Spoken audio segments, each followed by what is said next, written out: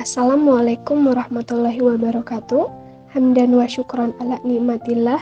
Asyhadu an la ilaha illallah wa asyhadu anna Muhammadan abduhu wa rasuluh alladzi la nabiyya ba'da amma ba'du. Pertama-tama, marilah kita panjatkan puji serta syukur kehadirat Allah Subhanahu wa taala di mana atas karunia dan rahmatnya kita masih diberi kesempatan untuk bisa kembali menuntut ilmu. Yang saya hormati, Ibu Dr. Cucun Sunaingsi, SPD MPD, selaku dosen pengampu mata kuliah Kebijakan dan Inovasi Pendidikan, dan yang saya banggakan teman-teman seperjuangan. Pada kesempatan kali ini, kami selaku kelompok 1 akan membahas materi mengenai konsep dasar kebijakan pendidikan. Maka, sebelum beralih ke materi, izinkan kami untuk memperkenalkan diri terlebih dahulu. Perkenalkan, kami dari kelompok 1 yang beranggotakan 4 orang. Yang pertama ada Nazwa Ailia Purwaningrum dengan NIM 2210306, yaitu saya sendiri dan yang akan memandu materi pada kesempatan kali ini. Yang kedua ada Nur Cahyani Puspitasari dengan NIM 2209870. Yang ketiga ada Rapida Azkia Nur Aulia dengan NIM 2209923.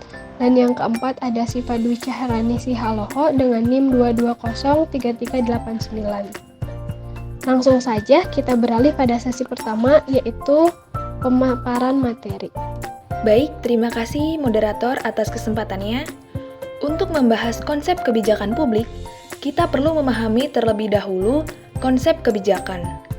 Kebijakan diartikan sebagai rangkaian konsep dan asas yang menjadi dasar rencana dalam pelaksanaan suatu pekerjaan, kepemimpinan, dan cara bertindak. Kebijakan juga mencakup pernyataan cita-cita, tujuan, prinsip, dan garis pedoman untuk manajemen dalam usaha mencapai sasaran. Apa sih kebijakan publik? Studi kebijakan publik mencakup berbagai bidang dan sektor seperti ekonomi, politik, sosial, budaya, hukum, dan lainnya.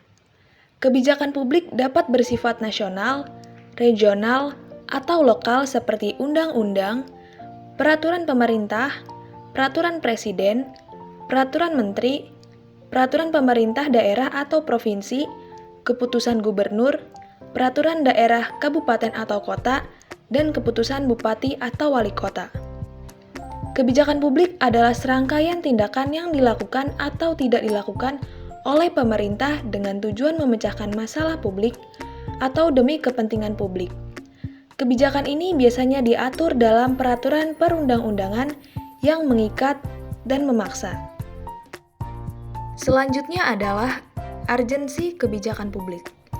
Solihin Abdul Wahab sebagaimana dikutip Suharno tahun 2010 dengan mengikuti pendapat dari Anderson tahun 1978 dan Die tahun 1978 menyebutkan beberapa alasan mengapa kebijakan publik penting atau urgent untuk dipelajari. Beberapa alasan diantaranya yaitu alasan ilmiah. Kebijakan publik dipelajari dengan maksud untuk memperoleh pengetahuan yang luas tentang asal-muasalnya, proses perkembangannya, dan konsekuensi-konsekuensinya bagi masyarakat. Dalam hal ini, kebijakan dapat dipandang sebagai variabel terikat maupun sebagai variabel independen.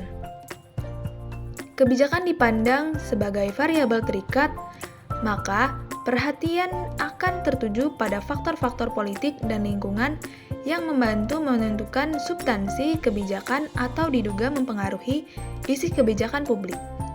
Kebijakan dipandang sebagai variabel independen jika fokus perhatian tertentu pada dampak kebijakan tertuju pada sistem politik dan lingkungan yang berpengaruh terhadap kebijakan publik. Alasan profesional. Studi kebijakan publik dimaksudkan sebagai upaya untuk menetapkan pengetahuan ilmiah di bidang kebijakan publik guna memecahkan masalah-masalah sosial sehari-hari. Alasan politik. Mempelajari kebijakan publik pada dasarnya dimaksudkan agar pemerintah dapat menempuh kebijakan yang tepat guna mencapai tujuan yang tepat pula. Selanjutnya, pada poin 3 terdapat tahapan-tahapan kebijakan publik. Proses pembuatan kebijakan publik bersifat kompleks karena melibatkan banyak proses dan variabel yang harus dikaji. Beberapa ahli politik membagi proses penyusunan kebijakan publik menjadi beberapa tahap untuk memudahkan pengkajian. Namun, tahapan-tahapan ini dapat dibagi dengan urutan yang berbeda. Tahapan-tahapan kebijakan publik menurut William Dunn adalah sebagai berikut. Yang pertama, ada tahap penyusunan agenda. Para pejabat yang dipilih dan diangkat menempatkan masalah yang ada pada agenda publik, yang kemudian masalah tersebut dikaji sesuai dengan apa yang menjadi fokus pembahasannya untuk dimasukkan ke dalam agenda kebijakan. Yang kedua, ada tahap formulasi kebijakan. Masalah yang telah menjadi fokus dalam agenda kebijakan kemudian dibahas oleh para pembuat kebijakan. Masalah tersebut dijelaskan secara rinci untuk mencari solusi terbaik. Solusi tersebut ditentukan dari berbagai alternatif kebijakan yang tersedia. Yang ketiga, ada tahap adopsi kebijakan. Dari beragam opsi kebijakan yang diajukan oleh pembuat kebijakan, akhirnya dipilih salah satu opsi sesuai dengan dukungan mayoritas legislatif, konsensus yang diantaranya direktur lembaga atau melalui keputusan peradilan. Yang keempat, ada tahap implementasi kebijakan. Kebijakan yang sudah diputuskan dilaksanakan oleh unit-unit administratif yang menggunakan sumber daya finansial dan tenaga kerja. Saat tahap pelaksanaan ini, berbagai kepentingan akan bersaing satu sama lain. Yang terakhir ada tahap evaluasi. Pada tahap ini, kebijakan yang telah diterapkan akan dievaluasi untuk menilai sejauh mana efektivitasnya dalam mengatasi masalah yang dihadapi masyarakat. Evaluasi ini didasarkan pada kriteria tertentu untuk menentukan apakah kebijakan publik telah mencapai dampak atau tujuan yang diinginkannya. Yang keempat, ada faktor yang mempengaruhi pembuatan kebijakan publik.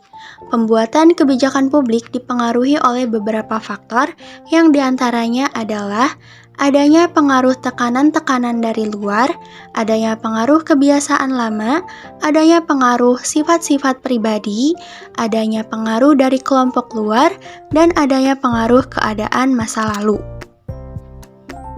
Kemudian di poin kelima terdapat kerangka kerja kebijakan publik.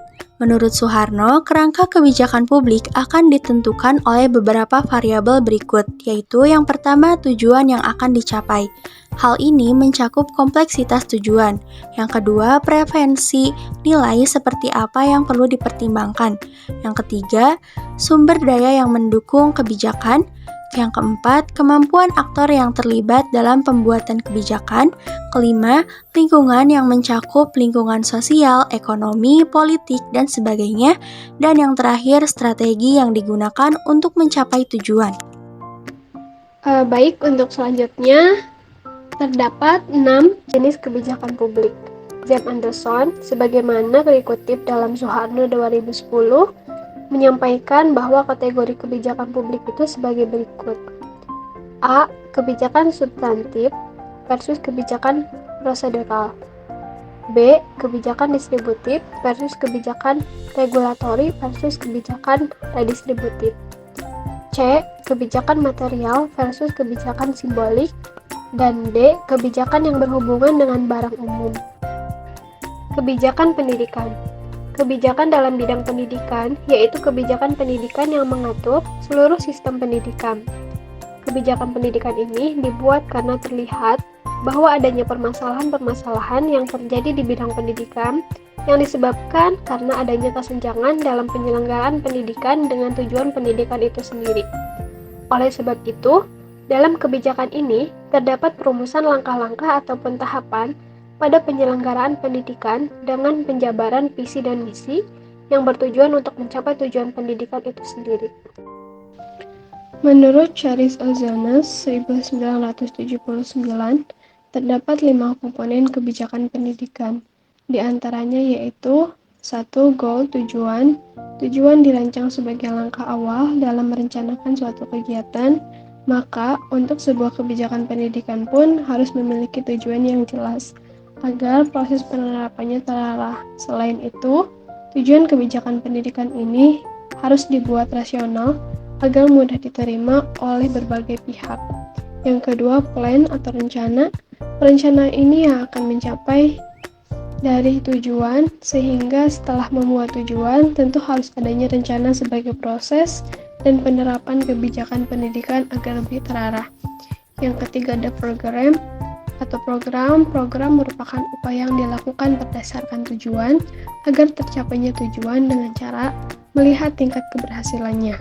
Pembuatan kebijakan pendidikan diharapkan dapat mengembangkan beberapa alternatif yang dapat dijadikan pertimbangan ketika proses pengambilan keputusan.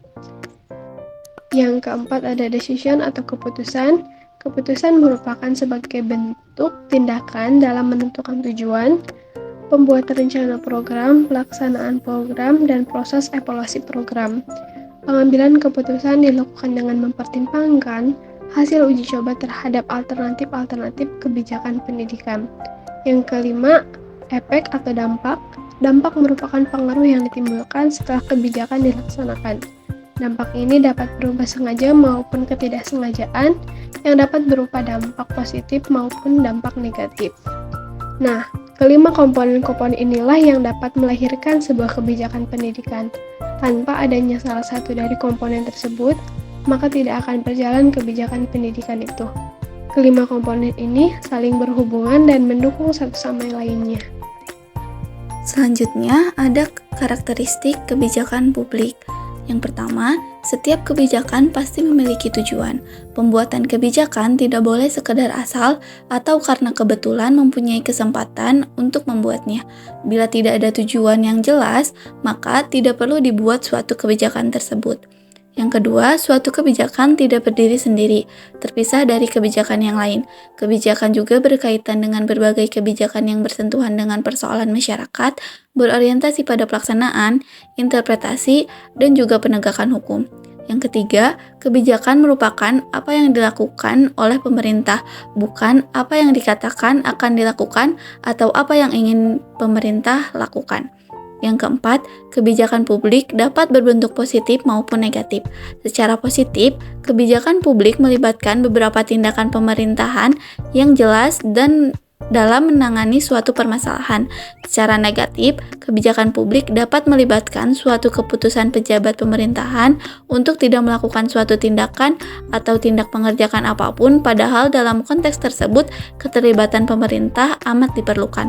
Yang terakhir, ada kebijakan didasarkan pada hukum karena memiliki kewenangan untuk memaksa masyarakatnya untuk mematuhinya. Selanjutnya, ada karakteristik kebijakan pendidikan. Karakteristik kebijakan pendidikan ini ada 6. Yang pertama, memiliki tujuan pendidikan. Kebijakan pendidikan harus memiliki tujuan spesifik yang jelas dan memberikan gambaran tentang kontribusinya terhadap pendidikan. Yang kedua, memiliki aspek legal dan formal. Kebijakan pendidikan harus memiliki atau memenuhi persyaratan hukum dan formal agar sah dan diakui secara legal. Yang ketiga, memiliki konsep operasional. Kebijakan pendidikan ini harus mengandung konsep operasional yang memungkinkan pengukuran pencapaian tujuan secara jelas. Yang keempat, dibuat oleh yang berwenang di bidangnya, seperti administrator pendidikan, pengelola lembaga pendidikan, dan politisi terkait. Yang kelima, dapat dievaluasi secara mudah dan efektif untuk pemeliharaan atau pengembangan lebih lanjut. Yang keenam, memiliki sistematika yang jelas dan mencakup seluruh aspek yang ingin diatur, dengan efektivitas dan efisiensi tinggi untuk mencegah pragmatisme, diskriminasi, dan kerapuhan struktural. Alhamdulillah, pemaparan materi mengenai konsep dasar kebijakan pendidikan oleh kelompok 1 telah selesai. Saya ucapkan terima kasih kepada rekan-rekan saya yang telah memaparkan materinya.